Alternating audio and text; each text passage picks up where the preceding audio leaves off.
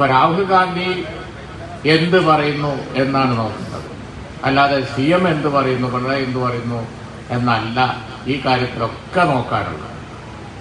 ഈ പാർലമെന്റ് തെരഞ്ഞെടുപ്പിൽ രാഹുൽ ഗാന്ധി പറയേണ്ടത് ഇന്നലെ കോഴിക്കോട് മലപ്പുറത്ത് പറഞ്ഞു.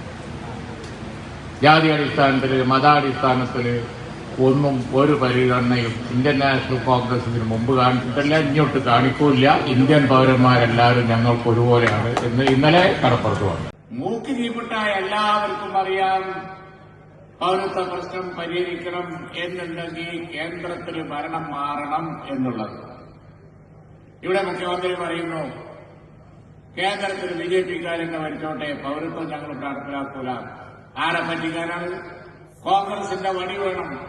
ആ വടിമലല്ലാതെ CPM-ന്റെ കൊടി കെട്ടാൻ കഴിയില്ല.